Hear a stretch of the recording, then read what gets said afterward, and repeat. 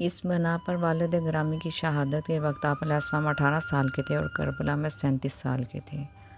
بعض روایات سے بھی اس تحقیق کی تائید ہوئی ہے اور بعض روایات کے مطابق حضرت عباس علیہ السلام 29 ہجری میں اس دنیا میں تشریف لائے۔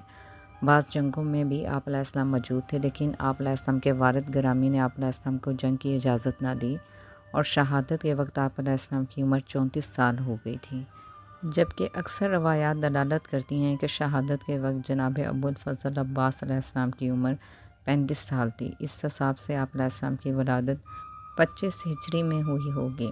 شمائل حضرت عباس علیہ السلام۔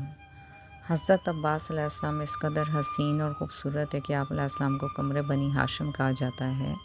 آپ علیہ السلام کا قد و قامت اس قدر تھا کہ بڑے بڑے گھوڑوں پر بیٹھتے تو بھی آپ علیہ السلام کے پائے مبارک زمین سے آ لگتے تھے۔ حضرت عباس علیہ السلام کا قد لمبا اور بازو دراز تھے۔ جب آپ علیہ السلام مضبوط گھوڑوں پر بیٹھتے تھے اور پاؤں رکاب پر رکھتے تھے تو آپ علیہ السلام کے زانوں گھوڑوں کی گردن تک پہنچ جاتے۔ آپ علیہ السلام کردگات کے جلال و جبروت کے مظہر تھے اور شجاعت و شہامت میں حضرت امام حسن علیہ السلام اور حضرت امام حسین علیہ السلام کے بعد امیر المومنین حضرت علی ابن ابی طالب علیہ السلام کی اولاد میں سے سب سے بڑھ کر تھے۔ اس سچ کا جواں خرب سے تا چرغ نہیں ہے، حیدر میں اور اس میں سرمو فرق نہیں ہے۔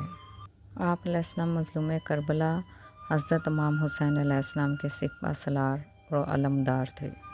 فضائل حضرت عباس علیہ السلام۔ حضرت عباس علیہ السلام فضل و دانش و تقوی و یقین، اطاعت و عبادت اور دیگر آداب و اخلاق میں بلند مقام کے حامل تھے۔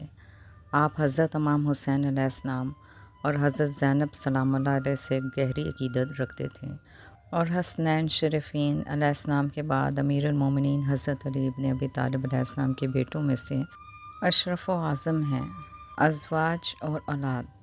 حضرت عباس علیہ السلام لبابہ بنت عبید اللہ بن عباس بن عبد المطلب کے ساتھ 40 سے 45 ہجری قمری کے درمیان رشتہ ازواج میں منسلک ہوئے۔ بعض ماخذ میں ان کے والد کا نام عبید اللہ اور بعض نے عبداللہ ذکر کیا ہے۔ 3 صدی ہجری کے مورخ ابن حبیب بغدادی نے حضرت عباس علیہ السلام کی ہمسر لبابہ کو عبید اللہ کی بیٹی جانا ہے اور لبابہ بنت عبداللہ کو علی بن عبداللہ جعفر کی بیوی لکھا ہے۔